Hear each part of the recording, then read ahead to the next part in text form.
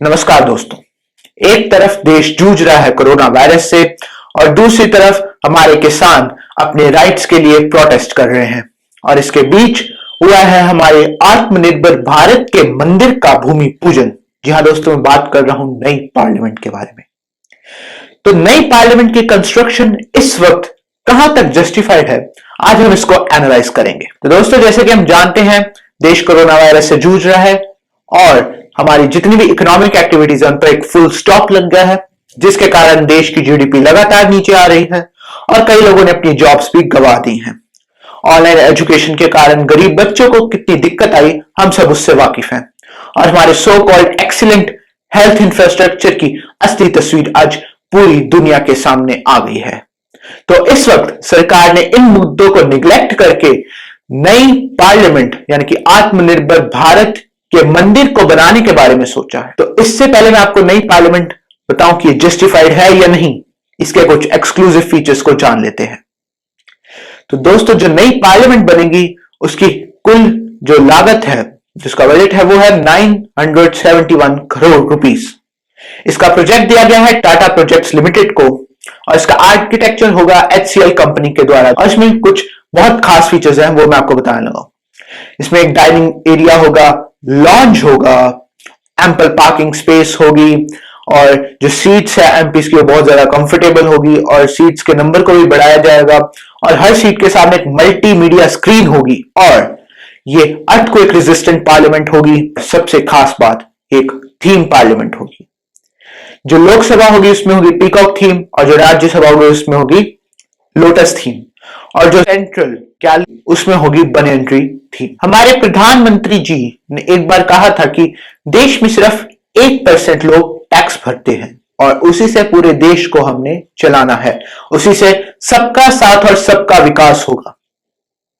तो आज नई पार्लियामेंट को बनाते समय उस पर 971 करोड़ खर्चते समय हमारे प्रधानमंत्री जी को यह ख्याल नहीं आया क्या कि देश में अभी भी 1% से भी कम लोग टैक्स भरते हैं और उसी से पूरे देश को चलाना है। और इस पार्लियामेंट पे 971 करोड़ रुपए खर्चने से सबका विकास कैसे होगा। अब कुछ बुद्धिजीवी लोग ये कहेंगे कि नई पार्लियामेंट बनानी बहुत जरूरी है क्योंकि जो हमारी पुरानी पार्लियामेंट है वो करीब 93 साल पुरानी हो चुकी है। तो मैं आपको कुछ एग्जांपल्स दूंगा डेवलप्ड कंट्रीज की, जैसे कि इंग्लैंड है। इंग्लैंड की पार्लियामेंट आज से करीब 1008 साल पुरानी है और एक बार उसकी पार्लियामेंट में आग लग गई थी जिसकी वजह से वो पूरी तरह खत्म हो चुकी थी और ब्रिटिशर्स ने 1876 में अपनी पार्लियामेंट को रीबिल्ड किया और उसी जगह पर और आज तक वही पार्लियामेंट चलती आ रही है और उस पर टाइम टाइम पर थोड़ी बहुत रेनोवेशंस कर दी जाती है। अब सुपर पावर अमेरिका की बात करें तो अमेरिका की पार्लियामेंट आज से करीब 220 साल पुरानी है, मतलब वो पार्लियामेंट 1800 में बनी थी। तो ये डेवलप्ड नेशंस की बात कर रहा हूं, इनकी पार्लियामेंट भी हमसे ज्यादा, 2 गुना नहीं कई गुना ज्यादा पुरानी है।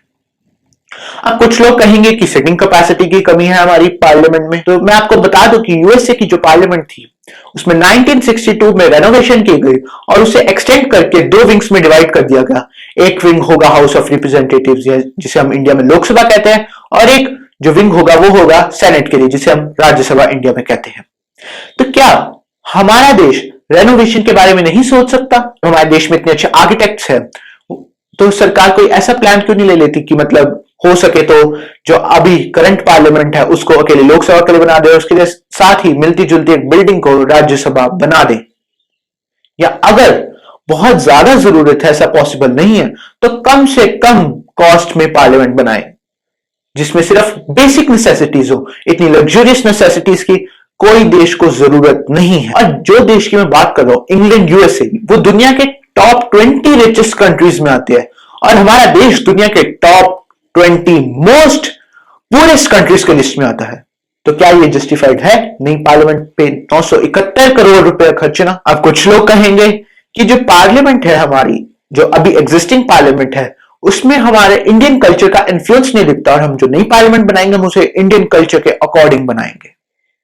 मैं आपको बता दूं कि जो इंग्लिश आर्किटेक्ट एडवर्ड ल्यूटिन्स थे, जिन्होंने अभी की जो एग्जिस्टिंग पार्लियामेंट है उसको डिजाइन किया था, उन्होंने इसका डिजाइन कॉपी किया था इंडिया के एक टेंपल से जिसको कहते हैं 64 योगिनी मंदिर, जो कि मध्य प्रदेश में पड़ता है। तो हम कैसे कह सकते हैं इसमें इंडियन इन्फ्लुएंस नहीं है, इसमें इंडियन कल्चर नहीं है? बिल्कुल है इसमें इंडियन कल्चर। अब कुछ बुद्धिजीवी लोग कहेंगे कि ये हमारी वर्ल्ड इमेज को रिप्रेजेंट करेगा। अगर हमारी पार्लियामेंट सुंदर होगी तो हमारी वर्ल्ड इमेज बहुत ऊपर हो जाएगी। दोस्तों आपको बता दूं कि दुनिया का सबसे बड़ा सर्च इंजन कौन सा है? गूगल। गूगल पे जब हम सर्च करेंगे इंडिया, तो इंडिया का क्या आएगा? इंडिया का फ्लैग आएगा, इंडिया का मैप आएगा और इंडिया के लोगों की तस्वीरें आएंगी। और लोगों की कैसी तस्वीरें आएंगी? कुछ ऐसी। क्या इस तस्वीर को देखने से लगता है भारत आत्मनिर्भर है? इंडिया की वर्ल्ड इमेज अगर हमें सुधारनी है तो हमें इन लोगों को समृद्ध बनाना होगा।